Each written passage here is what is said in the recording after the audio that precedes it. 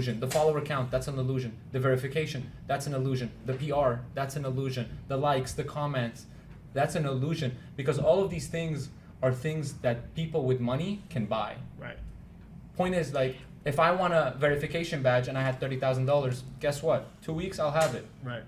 Obviously, if I wanted to burn $30K on that. Right. So that $30K an investment in yourself, though. It's not I would say that that's a different type of. You know what I mean? Like, that's an investment in yourself, like Absolutely. you were saying before. If you got $30K, you get verified, like you were saying. Your comments go to the top. Now you're boosting it up. Yeah, you know what I mean. So now they're looking at you like you. So He we're did it paying on for the clock. illusions at this point to make bread. Correct, because if I had 100,000 followers and you had 10 followers and we were selling the same thing, who do you think he's gonna go and work with?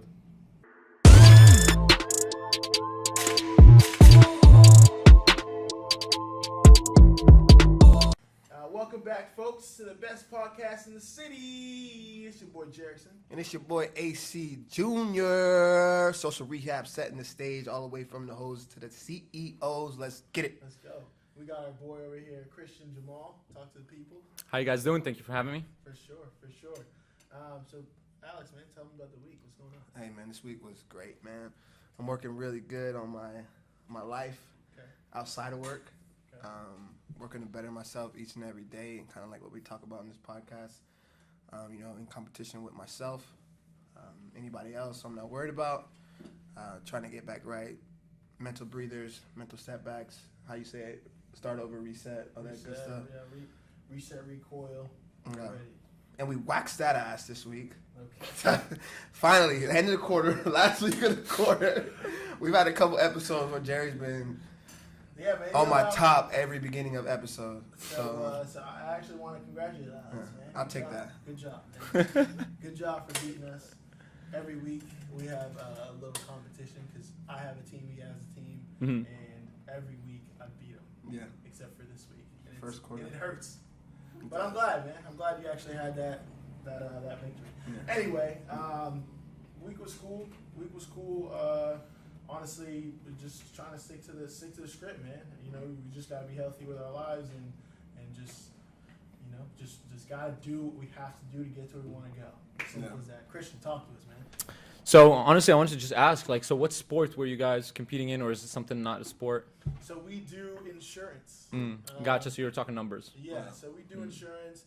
I run a team of however many agents. He runs a team of however many agents. Nice. Even though he likes to undercut however many agents he has. Anyway, so that at the end of the week we report towards the company. Right. We have company meetings and they kind of just tell us.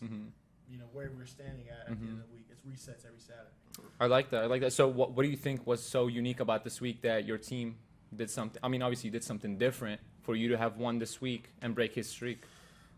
That's a great question. I'm not one to get up on here and talk shit, but I think it was more of his team beat themselves and we beat his team. We are a smaller team regardless of what he wants to say. But his team is for the amount of people that he has, his team does great. For the amount of people that we have, we do good, but we just, it's hard to compete when you're talking about numbers. If you have 5 people and if they put up 10K each, that's 50K.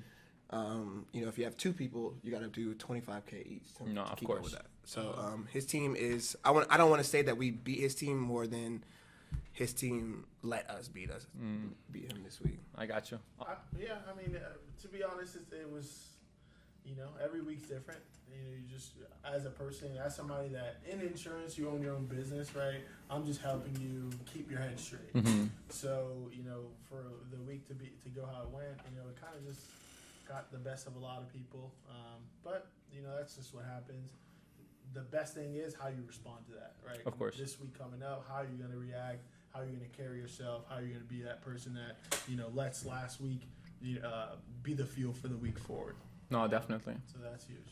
I kind of like that you have, like you said, a smaller team, right? And you still came out on top. I'm a big believer in working with a smaller team of, like, let's say, I don't want to say like in a mean thing or anything like that, but I like a smaller team that is more bonded, more talented, because I get asked all the time, like, how does your team perform as if you have 50 people on your team? I'm like, not really. It's just a couple people, but we're so tight that the communication, everything is seamless. Right. And I feel like that can be a huge benefit of having a small team. That's a superpower. You know, take that disadvantage and kind of like swap it around and use it to your benefit. Chemistry and intimacy, like bonded as a team. Because I mean, we don't have huge teams. There's people that have bigger teams than us, but that is huge. Just, you know, we have guys on there that just are comfortable with each other. They like working alongside each other, and that plays a role in how they feel when they're in the office. So, you know, that's huge. I definitely commend that. And it goes back to where, like you say, would you rather have 15 people on your team, or would you rather have 5 killers? Like, we don't want 5 killers, right? Yeah. Like, you know, you know what I mean? We want that close-knit group that everybody's on the same page, working towards the same goal. Hell yeah. So, Christian, I mean, talk to us, man. Give us the background, elevator pitch. Who are you? So I'm not the type for elevator pitches. I'm the type of person that just provides value and then gets some in return. Okay. You know, just give you guys a quick background about myself. Obviously, Christian Jamal. I'm the CEO of Gentech Marketing. We're right now the top-ranked marketing company in Tampa. To break Shout it out down, to the best of the best, always. that's what we do. Locals. Best what we of the do. best of the city. Let's go. Yeah, so really what we do is we help people grow their business, whether it's insurance or something else. It really doesn't matter because the way we approach is completely different. Right. Other people provide services. We treat the business as if it's ours. Right. So obviously, if you're managing your team, you treat it with more intimacy. You look into maybe your team members' lives. You kind of talk to them. Maybe invite them for lunch outside of work. And that's kind of the way we look at it with our clients, even though unfortunately a lot of them are out of state.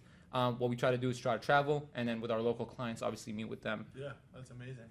And how long have you been doing that? So Gentech's founded in 2016. I personally came into the picture 2 years ago. Okay. As we were talking before the podcast, Yeah. June 1st will be my 2-year anniversary as the CEO. Congrats. I appreciate that, and I mean it's been up ever since. Yeah, that's incredible.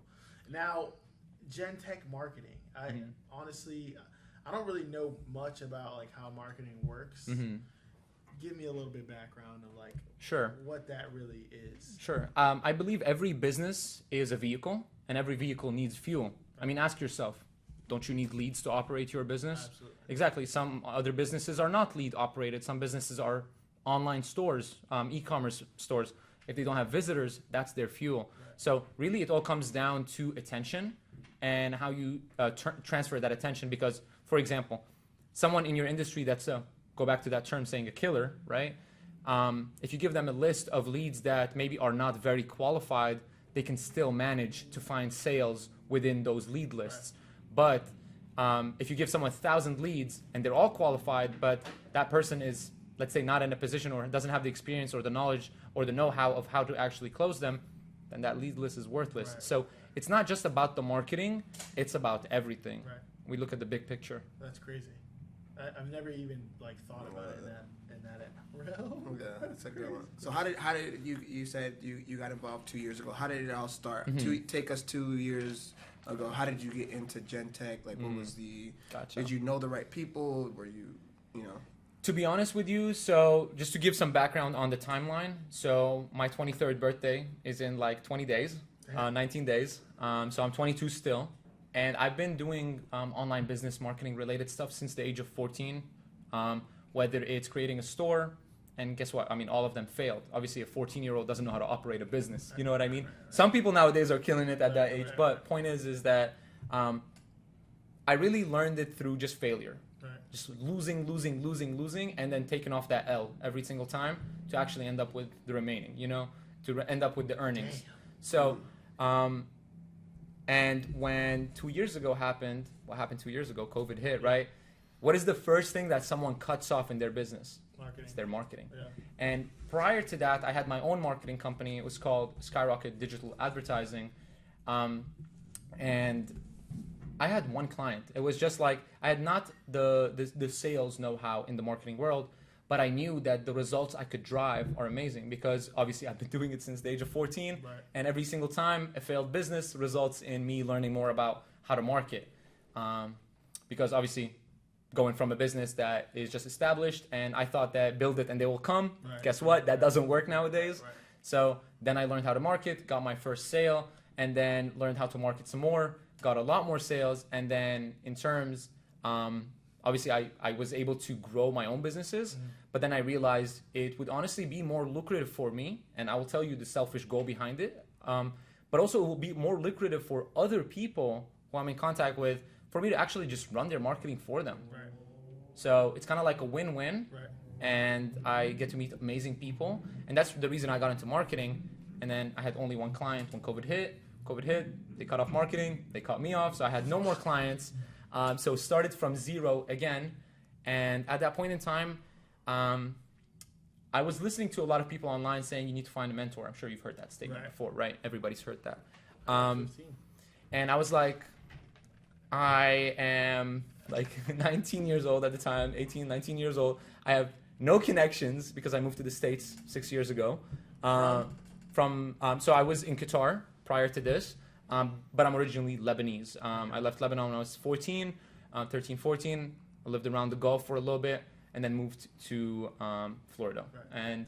And what happened then is I just looked up hashtag Tampa business, which goes back to how powerful social media can be.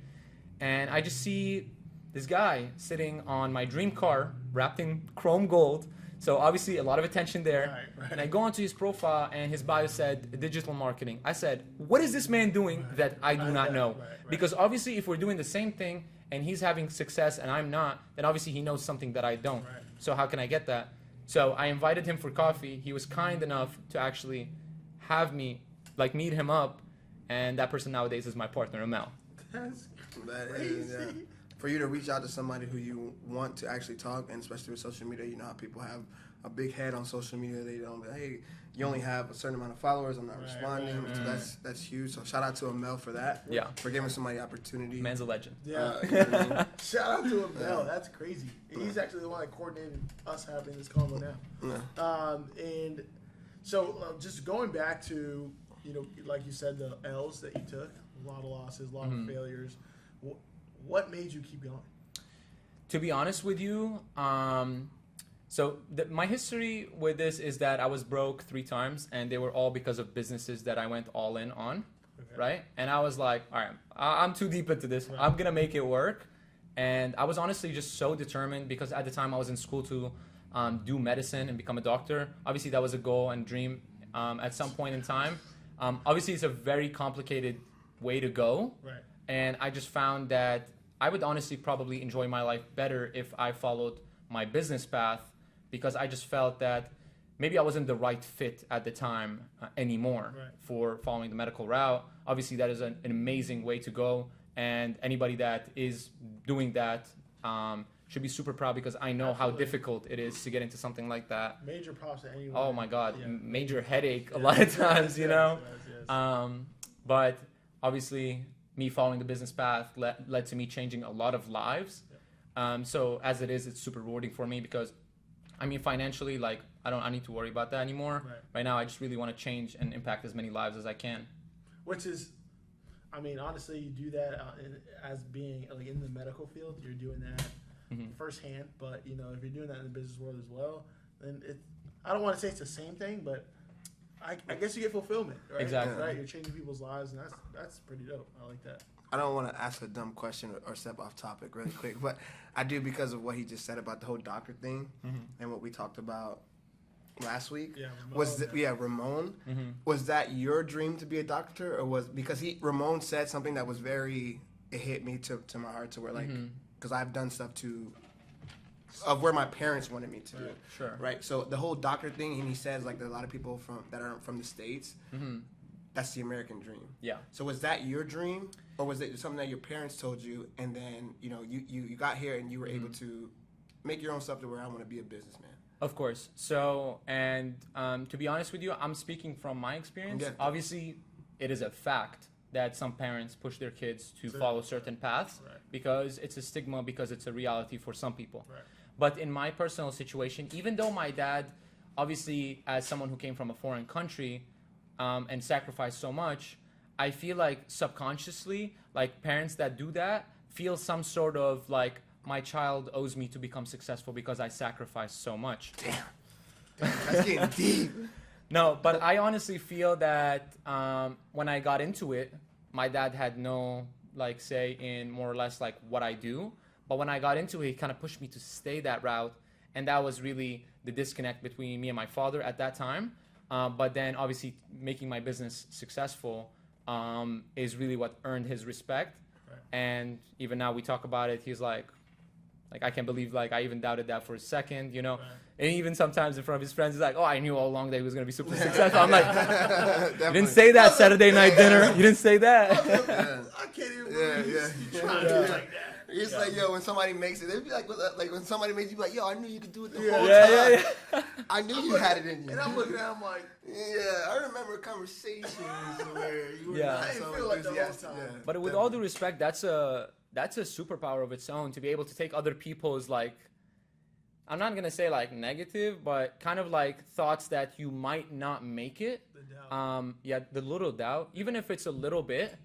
For me, it's massive fuel, because for me now I got more of a reason that's just not myself to win. Now I'm gonna be like, all right, listen, like I gotta prove you wrong. Right. And I feel like that's the same story for every entrepreneur. Mm-hmm. Is that your family or your friends don't necessarily believe you at 1st, Mm-hmm. and then you snap, and they're like, "Holy shit, this Honestly, is real." yeah. I mean, to be honest, I really think that is majority of people. That's what- right? yeah, like if you are like if you're somebody that says I want to be a lawyer, I want to be a doctor, and Of course. you're growing up in where the odds are against you. Something that has like, but yeah, it's proven success. Like if you go to law school, if you go to a doctor, you're guaranteed to like Yeah, land a job. yeah. I mean, it's not guaranteed that you'll be able to go through all the requirements to be able to get that job, though. I That's got what you. I'm saying. Okay, So, I got like- what you're saying. I So got like just you having your dream. Yeah. Not like what you're pursuing. Just you having a dream. Period. Mm.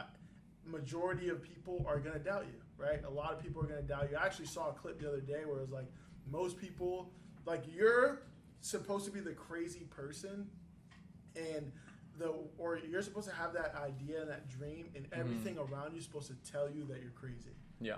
It's up to you to be able to say, you know what, I'm going to overcome everything you're saying to me because my power and my mindset is stronger than everything around me. And I totally agree with that. I mean, I feel like even right now, if I'm doing something that someone doesn't doubt that I can do, I feel like I'm doing something wrong. Because if they 100% believe like I can do it, like something's up.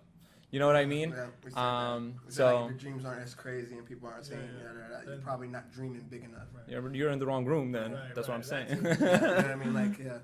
Although, have you been around people that have, like, because they also, like, I've also heard, if you're not, people that aren't achieving as much or have achieved as much, usually are doubters. But the people that are achieving and they've had so much success, they never really look at you like you can't achieve things. Like, they always support you. So I don't know, like, whether to take it as...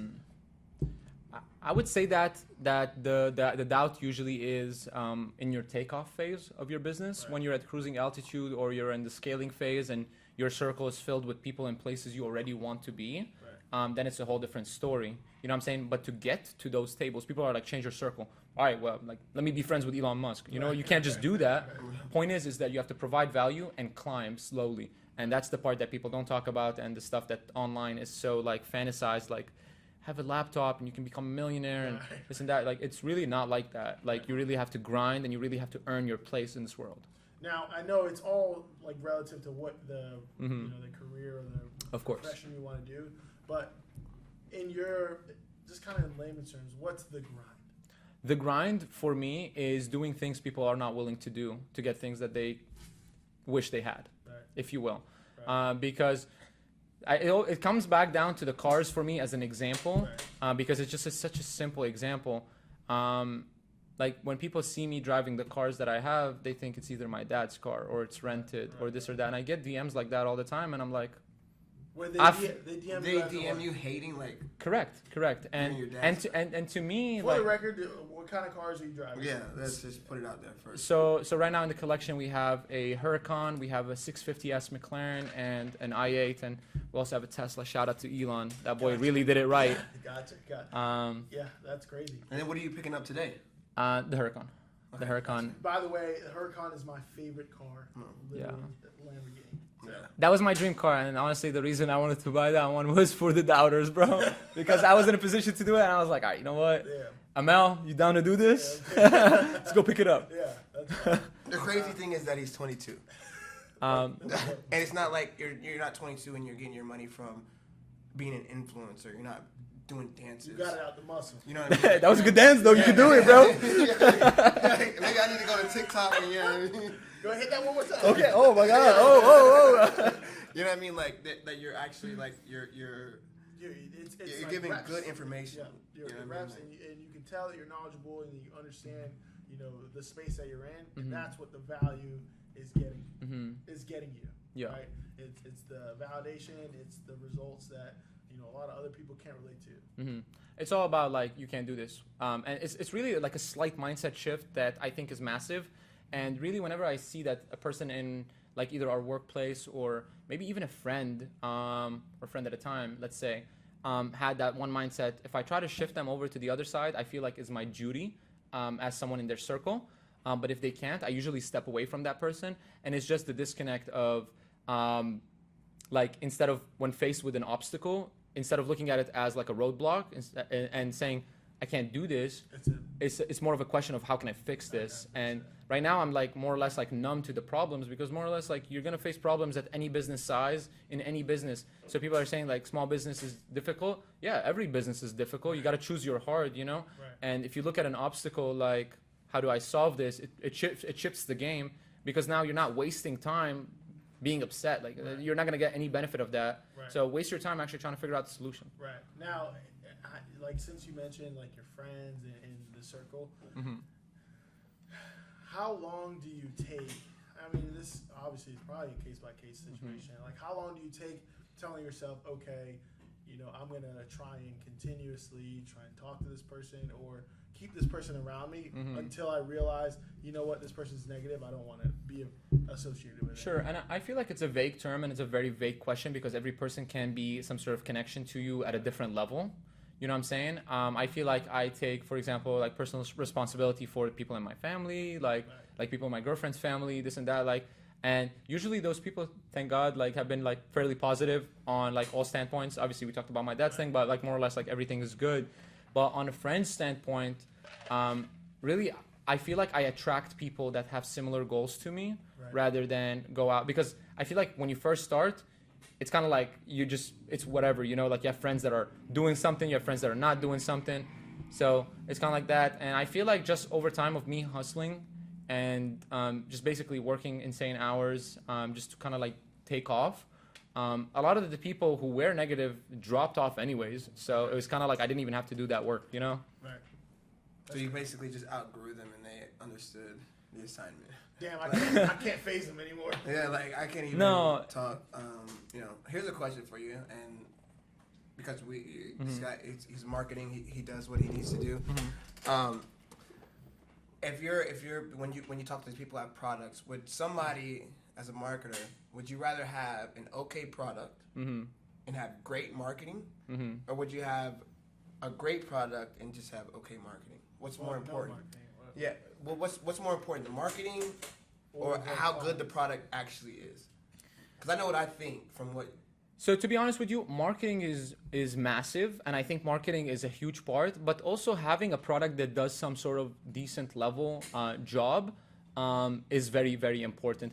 So just to give you an example, when you go down on the street, most of the cars you're going to see are not going to be exotic cars. They do the job as well as like the average car. I know where you're the average car, like at the end of the day, is still going to get you from point A to point B. So for example, when a product is doing a job, as long as it gets that job done, it doesn't technically have to be the best product, but also it's a lot to do with the marketing because marketing is perception. It's how you position things for people. And I feel like when you market something the right way, it just becomes a memorable thing because I'm sure, for example, let's just talk about email marketing for a quick second. Do you have an annoying person in your email that you can recall off the top of your head? Yes. There you go. Is their product the best? You don't probably know that, but you remember them right now because they had good marketing. Is it good though? I'm gonna know it. But the thing is It that serves its purpose. as long as they know what you do. So for example, this is a thing that a lot of people talk about as a negative. I look at it as a positive. And even Amel, we laugh at this, It's like when someone, for example, unsubscribes from our email list. people are like, oh no, I'm losing subscribers. To me, I'm like, nah, they know what I do. Right. Like, you cool, bro. You can unsubscribe. You come back. Right. You know. Right. But and that's the thing with a lot of businesses. So for example, if a lead you called, for example, in your industry, and they're like, I'm not interested, but at least you were able to provide them some sort of value. Right. When the time comes where they want, they're gonna try to find your number, and if you did a good job to give them that, then they're gonna contact you. Perfect. And from kind of like what I was just saying, like it's weird with marketing because you can market without doing commercials, without doing certain things, especially because you brought up cars. There's no Bentley commercials. No. There's no Lamborghini commercials. Correct. There's no McLaren commercials. But yet, people buy just at a smaller amount. But when you're buying a $200,000 car compared to a $40,000 car, it's still marketing in a way because that's just what you're known for. That's called product marketing. Is when the product itself is so good that it's like memorable. So for example, like FedEx is now out here marketing, but you see their trucks on the road. That's like they're doing their job. They're gonna have to drive there anyway. So now you know about them, stuff like that. I mean, I'm sure at some point in time they maybe ran commercials, but point is like businesses like that, they can only run commercials and things like that to a certain level because at the end of the day, their business is not solely based on connection. It's also based on convenience. Right. So for example, if I wanted something ordered to my house and USPS had 2-day shipping and another company had 4-day shipping for the same price, I'm working with USPS. Right. I don't care what the truck looks like. I don't care like if they're gonna ship it through plane or boat. Product is gonna be in my house. Right. So at the end of the day, there's a lot to do with marketing. It's not just about like lead generation, this and that. Cool. So great analogy. I love the car information. You know that makes a lot of sense in terms of there are cars out there that you want to drive even if you don't see a commercial, and there's other cars that people drive on a day-to-day basis because they just know it exists. Because of the commercial. Like now, I want to touch back into before we were rolling. You were mentioning that social media is an illusion, because I mean it's just crazy to me because you deal with strictly social media, right? That's what I specialize in.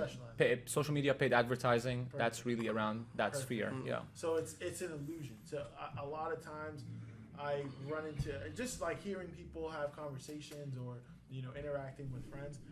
They look at social media like, oh, this person's doing this, or damn, this person has this, or Correct. Their business is they went from this place to this place. How do you look at it as an illusion? Sure. So everything on social media is orchestrated by the person who's creating the content.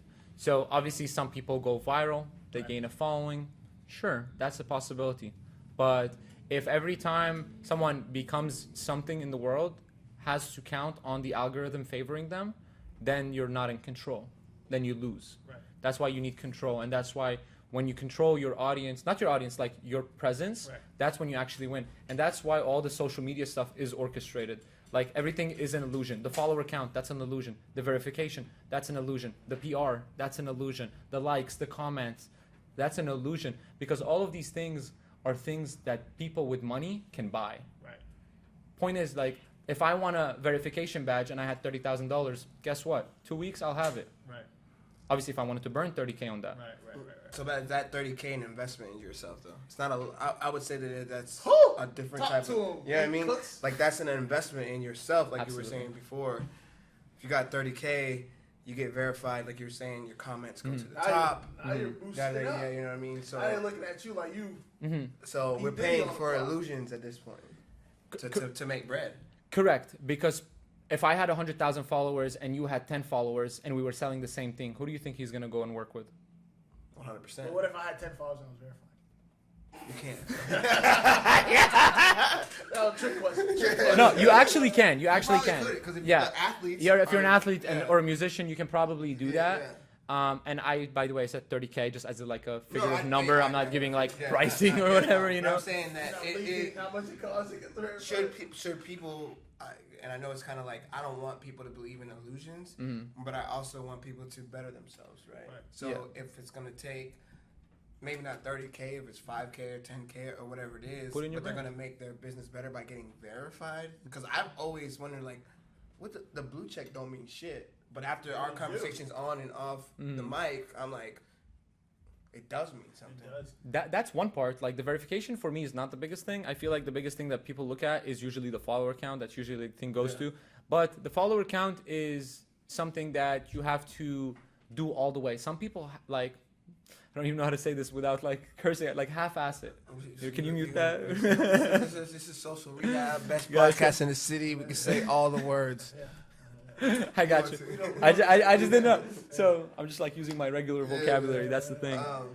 Yeah. So like basically like they go and do it the wrong way. They go on like some sketchy website, buy 2 million followers, and they still have like 35 likes on their photo. Now you're straight fraud. You know what I mean? But if you invest in advertising and you grow with campaigns, now you can build your following, you can build your engagement, you can build your comments, this and that. And to a certain extent, you know what I mean? Like, for example, Gentech marketing, we have 15,000 followers on Instagram. Do you think 15,000 people are like religiously following a local marketing company? At the end of the day, we were in campaigns, in growth campaigns, this and that, to get to that following because the 15K provides credibility. Any other local marketing company with 15K? I don't think so. So I'm glad you brought it up because you're talking about like, especially I'm not a social media guru. Even in my own city, my personal account, I've been married for a long time. Social media is just not something that you get into at that point in your life. So how do you differentiate who is like a real person who can help you market your Instagram or your social media as far to somebody that's just trying to get you for money? Because there's been times where you've said, don't even respond to this person in our DM. I've said, so what are you talking about? You see how you make that face and you do all this? You make it seem like I was about to write a check. I just wanted to hear what they were gonna say. Of course. And he calls me talking shit. Because my man is literally looking at just this. I don't even know. Like just because the person that's from overseas. Reaching out. Person from overseas can be legit. I'm not saying that it is legit. I'm saying, so you're saying that person from overseas because they're overseas. I'd rather make a relationship and work with somebody that can show me that they're actually doing something. I get it 100%. That's how I would rather do it versus just have a person DM me and hope I pay them. 100%. But what I did was ask a question. I said, "What are you talking about?" Literally said, "What are you talking about?" I didn't say, "Here's my credit card number." I was saying, I'm just saying, I didn't say, here's my credit card number, do this. I was like, explain to me what you're going to do to help us. Yeah.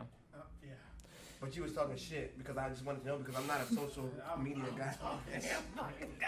All right, so how do you differentiate somebody who... He was hurt for that, I guess. I didn't even know that. Clearly that hurt him. So do real marketing teams DM other people, or is it something that people reach out to you? Maybe that's so. If somebody DMs you, you know it off the rip. Sure. So personally, I know that DM marketing can get annoying. We all get those DMs of people with no followers, no posts, and no following, and they telling you about this crazy NFT project that's dropping. We don't want like 15 iPhone 13s. Yeah. Oh my God.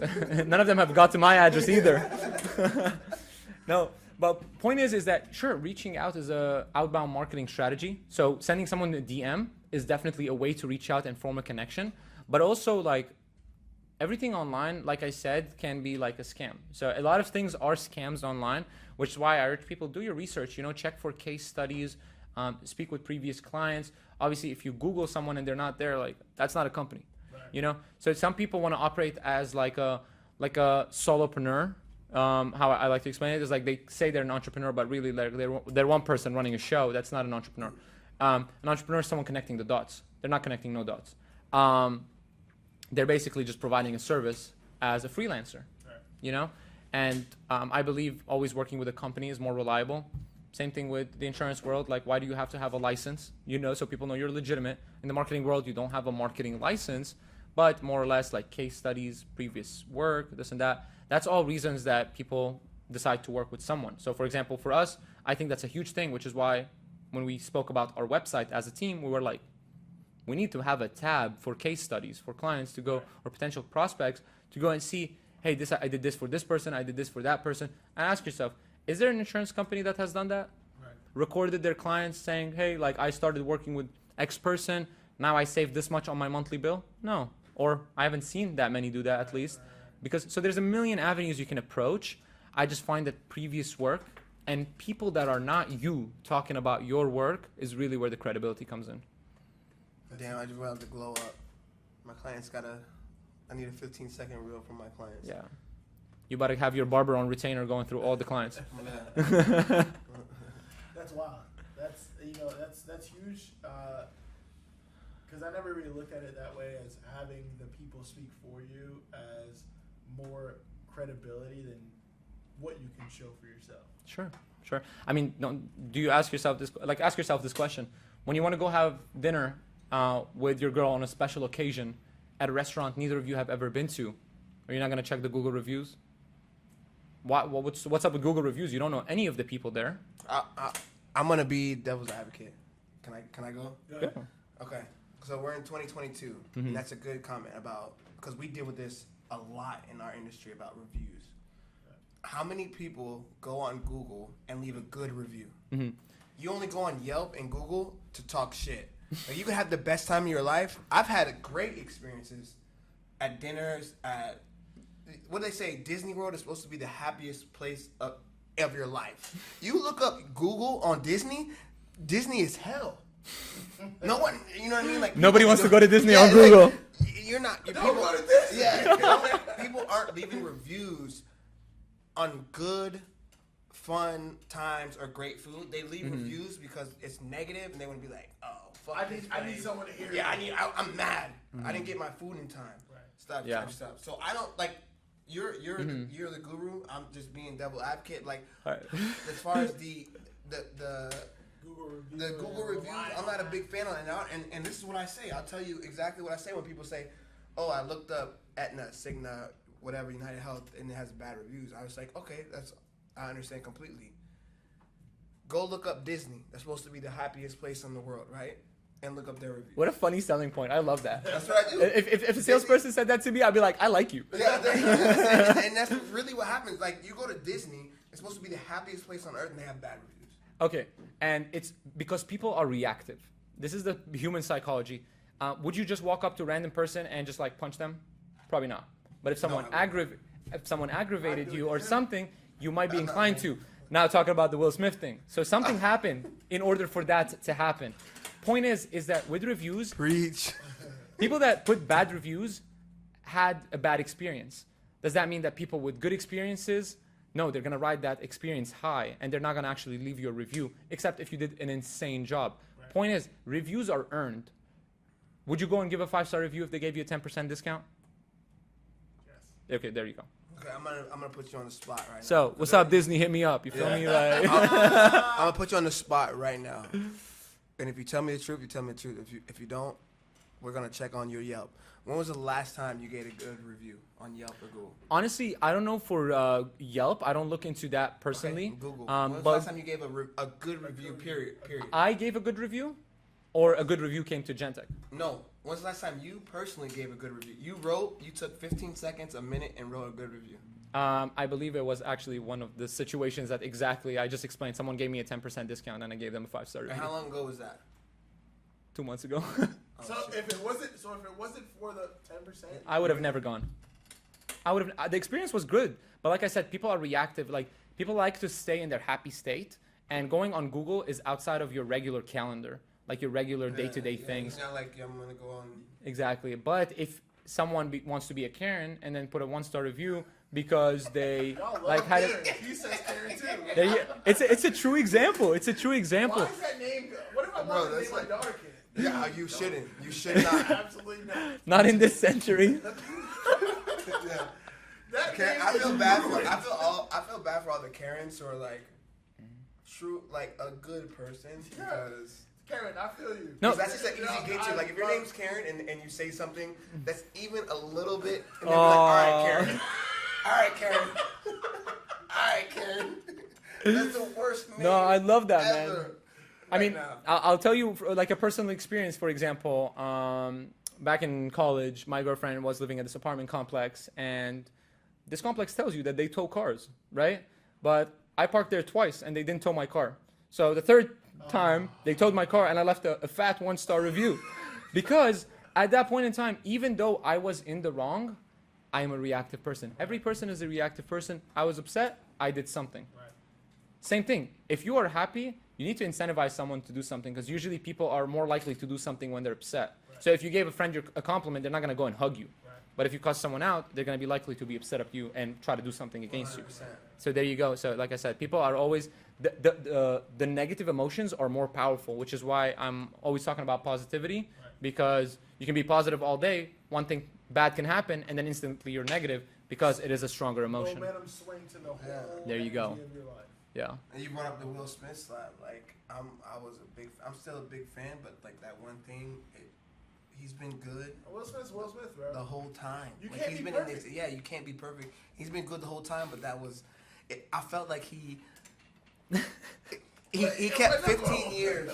He kept 15 years in or 20 years in to do that one thing. I wish he would have just messed up a little bit every year. And now, Before you did that. so that's a good example too. Like you Mhm. can't be perfect as a person. You can be the most lovable person, but if you're in a position where like life's hard and things are getting after you and you just react, like are you allowed to do that? Like in your terms, like have you been in a position where shit's just not going right and damn, I hate how everything's working right now. You're just frustrated and like how will you respond to things? So like it goes back to like the point I mentioned before is like, sure, you can be upset, but that's a waste of time. How can you fix it is really the question you should be asking. And you know what? And we're talking about our next guest is gonna be. I'm assuming our next guest is gonna be his partner. Yeah. Hopefully. Emil? Yeah.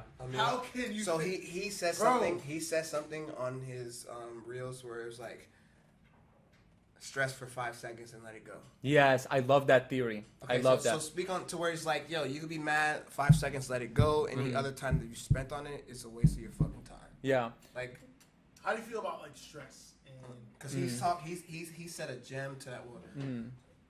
What he said one time will live with me for forever about mental debt. Like people, we worry about financial debt. But when he came on here a couple episodes ago or whatever, and he said mental debt, it kind of stuck with me and it will always stick with me. And then I was doing research on you guys, and it was just like the 5 seconds. Because I used to have a rule with my wife. You have 24 hours to speak on something that bothers you. After 24 hours, doesn't matter. It shouldn't be a It problem. shouldn't be a problem. If you have 24 hours, and it's good. We can apply that. He's got his girlfriend in the back, so you have 24 hours. Shout out to the speak- wife. You feel me? Yeah, Shout out to her. Shout out to the girl. You have 24 hours to speak on it, but you're he said 5 seconds if you just Let it go. count and then react. Yeah. So Amel's theory is like, so like let's say for example someone cuts you off. This is the exact thing. Yep, Yeah. that's exactly Someone what he cuts you said. off. He's like, all right, use 5 seconds, flick them off, curse them out, and then go back to your normal day.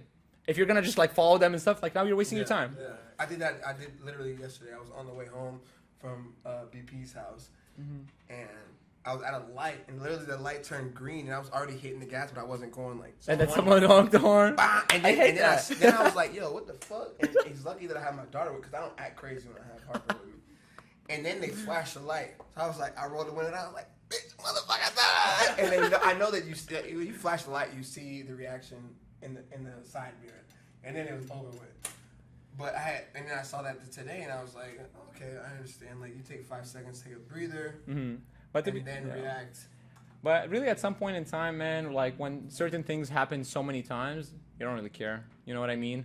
Like, for example, when you're launching an ad, right? And Facebook, for example, rejects your ad for X reason, right? Before I used to get pissed. I'm like, oh my God, they rejected my ad. Now I gotta go fix it. Now I'm like, all right, what are we doing? How we fixing this? I don't like. You don't even need 5 seconds. 5 seconds just look like worst case scenario type of rule, you know? But really, just like looking at it from a different light is really the game changer. So should social rehab? Should we have a Facebook? Because to me, I feel like Facebook right now is like what MySpace used to be. It's kind of getting phased out. Gotcha. Would you say? Or I haven't been on Facebook. but we don't have a social rehab Facebook, right? So There will always be the next thing. TikTok wasn't a so thing. right now we're 9-10 episodes deep. Should we invest in a Facebook so we have to take more time and post on that, or Let's say you don't even have the time or the capability at this point in time to post on Facebook. When you post on Instagram, which you are, you can turn on your Facebook thingy, So the where it toggle where it automatically will is. automatically post on Facebook. Because at the end of the day, you never know where someone can find you. You think Instagram is big? Facebook has 1.5 billion monthly users more than Instagram. So who's really the MySpace? You feel me? Every platform has its own audience. Every platform has its own people. So we need to go ahead and just make a. And when I say we, as in social rehab, I'm talking to like people out there who are in our situation that's trying to Who's really MySpace? trying to get your brand out there. He's telling us go ahead and do it. And social rehab, we're not the type of people that's gonna have guests on here and not do what we say. So tomorrow we're gonna have a Facebook and we're gonna post and it's gonna be a mess.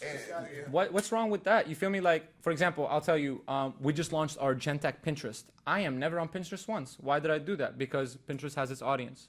So my thought has always been like, I don't want people to see us on Instagram, see the same content, see us on Twitter, see the same content, see us on and Facebook and see the same exact content. Because what you're saying is, when you post something, you can click the Although post timing here, is everything. and you're right, 100%. So Sure. they might not see us on Instagram, but they might fuck around and catch us on Facebook. The truth is that every platform, people react a different way. So, for example, on TikTok, people can only swipe up and down, like and comment and share. That's all they do. That's why you notice that a lot of people are sharing. For example, on Facebook, you can watch a 3-minute video. You can watch a story now. You can read a feed post. You can do all these things. So there's a lot of different ways to market yourself on every platform, which is why usually the bigger marketing companies, like companies that are working with Fortune 500 companies and whatnot, what they focus on is specific content for specific platform. But really, as you're growing to a business, if you're doing less than $5 million a year and you're trying to post on every platform specific content, you're really cutting yourself short. There's no need for that, man. So how much is it gonna cost, or what can we do to if social rehab got with Gentech? So it really depends on what you want. I know people say that, oh, like you should always know your pricing. Obviously, I know my pricing, right? But I wouldn't want to work with you if I don't know we're a right fit, right? Do you think that we're a right fit? I This like is what you live. guys This do. is live. Yeah, this is live. And no, I I'm like, damn, you applying pressure right now. yeah. He's about to get a damn deal right now. I'm trying to get a deal with Gentech right Hey. now to see like what we need to do, because I'm believing what he's saying. Hey, I'm and believing what you're saying 100%. and there you Live in go. the flesh. So if Social Rehab's not working with Gentech, y'all know they don't process invoices, so you can't work with them. I'm playing. This podcast is Yeah, let's go. No, no, no, So, no. like, we're only gonna honestly we're I think me and Jerry, we both like, we're about locals, supporting locals. Like, Of to course. me, that's like, we don't have it in like our And so our do we, speech, man. But I really believe in that, and Mhm. I love the fact that Mhm. that's what he wants. Mhm. And so if we have somebody Mhm. on here and we have somebody giving game that's trying to help people that are local, I'm all for it. Absolutely. like the whole. Okay. So what's No, our go. invoice? So, like I would say the best plan of action is to find out what you want to achieve, draw up a strategy, show you what I think will get you there, because marketing and business is always ideas.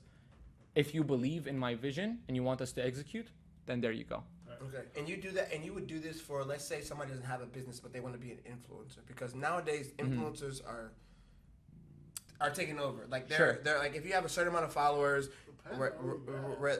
I'm just saying, like, if you have a certain amount of followers, there's businesses out there that will pay you to That's a say, currency. yeah, a number of followers is a currency. Sure, If yeah. you say, hey, I use this face wash, or you know Sure. what I mean? Yeah, no, I agree. So now the thing is everybody wants to be an influencer. So you work with anybody who is willing to listen to you and do what you say? So to a certain extent, we are trying to move away from working with like startup businesses or people that want to become influencers or this or that. Just because I feel like when you take someone from zero to, like, let's say $10,000-$20,000 a month, they might not see like the huge difference. Or even from 0 to 5K a month, they might not see the huge difference.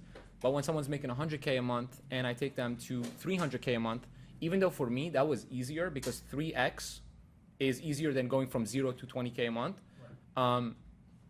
they see the value, because now they're like, oh my God, this person made me $200,000. So is your invoice based on, the amount of money that they make from you marketing, or is it a set price that you So- set before you go out? Yeah, we operate on a set price, but obviously we have certain partnerships with companies. So, like, again, I can't speak about our numbers because I don't know what you want. But obviously, I would say if you're trying to grow your business, you need to actually operate like business money. Because I talk about this all the time. I say business money is different than personal money. You know what I'm saying? Because $5,000 in business can only get you so far. $5,000 as a person might cover your food expenses for 3 months, 4 months. That's a bigger period of time. $5,000, you can spend that in one day on advertising. On business. In a business. Business money is different. You're right. Now, I know this is kind of out of left field, not left field, but we were talking about money previously on how did you kind of explain it? We're talking about like saving and how you know as a person, you know, a lot of people are more focused on saving versus making money. Kind of bring me on like what that mindset is because you don't just do the marketing, you have multiple ventures, right? Of course, So of course. that is, you know, a lot of times people just look at somebody that's a business owner. You say CEO, and they're just like, oh wow, he made it, right? But no, you're applying other things in your life. Of course. You're doing other things, and you're bringing other revenue streams that are applying towards everything else. It's fueling everything. It's fueling the bigger picture. Of course, because like what we were talking about before is, for example, someone making, let's say, $3,000 a month, they want to buy a house, really to only a certain extent. Like, how are you going to save up your down payment, my guy, if you're making $3K a month and your expenses are $2,500? Right. Or if your expenses are $4,000 and you're going into debt, you're not being able to save. If you have one hiccup, you need one car repair. There you go. Yeah. Like right now, I need to change all 4 of my tires. You know, $1,000 minimum. there you go. If you're able to play your cards right, where that expense is taken care of, you know what I mean? So, for example, like let's say you're even you could like make moves at a lower scale, even if you're doing something that, for example, might not fit the right calculation. So, for example, like I said, I'm against leasing. But if you're leasing your car and, for example, you rent it out for pictures or something like that for someone, even if they don't drive it and they don't put mileage on it, you can offset your payment. No, and there's a lot of things you that said have to do before, with that. too, about what is the thing, Turo or Euro, where you rent out your car to where it pays for itself for a couple of weekends, especially for us if we're just driving on the corner. Yeah, if you're gonna do that, then yeah. She said that he made that point before as well. Yeah. How do you actually do the saving? Yes. Yeah. Let's get to that. Yeah. Please. Yeah. So really my goal, or not my goal, really like the goal I set for my students that are trying to get out of that situation is set a financial goal. For example, for me, I think 10K, even though it's a number that some people look at as impossible, I think it's very achievable because all you need is 5 people to pay you $2,000 a month. Right. Or all you need is 10 people to pay you $1,000 a month. And obviously you can do the math for whatever, however many items you want to sell. I think 10K is really in obviously this economy where you can be comfortable and still be able to save. And obviously it's all about longevity. You know what I mean? Why is it that some people that are super, super rich, the stigma is that they're old, right? The truth is, yes, but the truth is that were these people rich forever? Right. No, but they were saving for a long period of time, which then accumulates to a lot of money. You know what I'm saying? It's way easier to save $1 million in like, let's say 5-year span or 10-year span or 20-year span than to make it in a month, Right. you know? So obviously people that want to get to a certain level, I think they're focusing on saving and getting out of debt when really their focus should be on increasing their income, which in terms is going to like level those two off. And you know, to increase your income, are you looking at it as, let me take a side job here and there, or let me throw a skill in there that's going to be able to generate me at no ceiling? Sure. I believe that anything you can do to increase your income is something that is worth your time, right? But I personally say that it's more important to stop trading your time for money. It's obviously a very popular saying, but point is that learn a high income skill. There's a lot of high income skills. You know, you can literally take a coding boot camp. Me and my girlfriend were talking about this the other day. It's like you can take a coding boot camp even for free nowadays. And there you go. That's a high income skill. Right. You can sell that for a lot of money, right? And it's really about the value you provide. Right. You know what I mean? These high level CEOs, like people like Elon Musk and stuff like that, they get paid a lot because they change the world. Right. You know what I mean? It's Right. not because they provide something that nobody else has. It's because they do so much value at such a high quantity that in terms it comes back to them tenfold. So before we were rolling, I had basically for me, right? Every day my alarm is set at 4:35 in the morning. Mm-hmm. Right, I wake up, I try and go to the gym as soon as I get up, and I was like, I can't get time, so that's the one thing that I love trying to sacrifice because I know I can't get it back. Christian says, of course you can buy time, just buy someone else that's gonna do something for you, and I was like, what? Damn. Yeah. Think I was about like, it. You said that earlier, and I didn't even realize until you just repeated. Like 20. So you still have the same 24 hours, but you're paying somebody else to do what you 'Cause I could be can't- doing. Yeah. I mean, think 'Cause about we it. can't If because you of have our 4 job. people doing something on your behalf, you have 100 hours in a day now. You have 100 plus. You're 24. You can do whatever you want. Right. That's how a lot of people are actually like talking about this laptop lifestyle, sitting on the beach, working, doing nothing really. When you're on the beach on a laptop, you're not really working. Right. You know what I mean? But you have people working for you, and you set systems in place. And in terms, everybody wins because the people who are doing something for you are getting the exchange that they want. Right. Obviously, it's important for me. I talk about having your team first. Right. Your team is the most important thing. If your team is taken care of, they're gonna take care of you. Yeah, no, for sure. And, Like- and that's the illusion. You think Jeff Bezos is able to deliver all the packages across the country? But Amazon still has the highest one of the highest happiness rates in all companies. It has one of the most employees, and I believe even their starting income's like $20 an hour, something like that, which is like literally double the starting income or something like that. But point is that the person working for Bezos is getting more than what they want, Right. and he is getting way more Right. in terms because he provided that system. You know, the Amazon driver did not buy the truck, they did not buy the warehouse. He provided that system and provided them in a place to flourish. Hey, pick your hours, do your thing, Oh, do yeah. this, and in terms, guess how many hours Bezos has, man? You do the math. Bro, this is free gems, bro. Oh, shout out It's to fucking Christian, crazy. man. Yeah, it's fucking Big shout out to crazy. Christian. It's providing value, guys. You know It's how it fucking is. crazy, For dude. sure, for sure. This is The whole thing about the Amazon trucks and like, what I got is that like you have truckers, right? That people have to pay truckers to deliver shit for. Yeah, truckers make If 6 you're part figures. of- if you're a part of Amazon, Just saying. you're not a trucker. You're an Amazon employee, and Jeff Bezos just. yeah. Cut that up. But just for But you put enough amount. You put enough Amount of resources value, in yeah. every city to where I can get to you in a day. I can get to you in 2 days. Because it's all about providing the value. You know what I mean? This is free game. They created that 2-day shipping. Nowadays, people feel like they don't want to order from a website that has 8-day shipping because they're spoiled by Amazon. Right. Because setting that system in place, yes, it was a risk to put a warehouse in every location, right? Obviously, But now it's a commodity for everyone. It's like, you know what? I can get it in 2 days. Let me go through Amazon. exactly. Yo, And let me pay that fee per month. social rehab, TPA giving out gems. If you don't want this, That's you crazy. hurt yourself. Yeah, because there's gonna be a time. There's gonna need to be a time. What camera am I in? I'm in camera B. There's gonna be a time. So when we make it, and me and Jerry are gonna say, "Yo, in 2022, episode 9, he said this."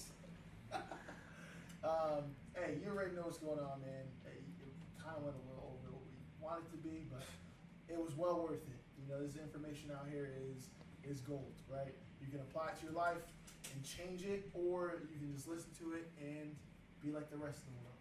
In one ear, out the other. Don't do that. Hey, appreciate every single moment. Where can of they time. follow you at? Yeah, where can they find you? So you guys can follow me at Christian Jamal on Instagram. I do provide a lot of like real style content similar to what we did here, a lot of value. And you can also follow at Gentech Marketing on Instagram or visit our website, gentechmarketing.com. Just obviously, if you want to get in contact with our team, we love to help businesses, especially local ones. You'd be surprised what we can do for you with a 15-minute conversation. Absolutely.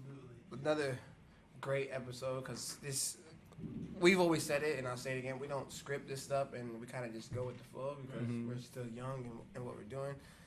And I didn't think that, to be honest, it was going to be this informational. Right. And Oh, yeah. I mean, that's the whole point, right? The whole point, you know, my whole vision with everything is, again, I say it all the time, it's just to tap in with the best of the best of the city because you know, if you are at that caliber, then you have to have something of value, right? Mm-hmm. And to be able to exchange information, perspectives, and experiences, that's going to be able to spark something else to be able to create more momentum, right? Mm-hmm. So, I mean, that's why it's super exciting to be able to, you know, talk to this person from Gentech or talk to that person that is, you know, shooting pictures for Gucci Mane or, you know, the real estate guy or crypto guy. We gotta get invited to those parties, man. What's going on? And this We'll is set it up. and this has been information that I haven't been privileged to just sit down and talk to people, even though I've had these people since I met you. We've had, you know, the NFT guy was my friend. That, you know what I mean? Like, Right. and now we're giving information out for free Right. that I've already done it. If you've watched the episodes, I've already missed out on opportunities. Jerry's not gonna miss out on opportunity. I'm not going to be the guy who lets Jerry surpass me in not taking what these people are saying. Right. Like, it's just not gonna happen. I don't care if I have $10 in my bank account. If he says spend $10 on marketing, I'm gonna spend those $10 in marketing. Right. And that's just. And if you're not doing the same, Then you're not that serious about your craft. you're man. not That's that serious all it about the is. craft. That's all it is. 100%. Shout out to you guys for making it this far. You know, obviously we gonna see you next week in rehab. This your boy Jerickson. And it's your boy AC Jr. I'm gonna get rid of the _ social rehab because my boy Christian said, bro, his name's too fucking long. So Shout out to Christian, man. yeah, I'm gonna be AC Jr. I'm getting rid of all that other bullshit. I'll join the gang. It's your boy Christian as well. Thank you for having me. Let's go. Hey, hold on. Last thing. It's the best podcast in the city right now. We gonna see you next week. Hey, from host to CEOs, you feel me? Yeah, that was.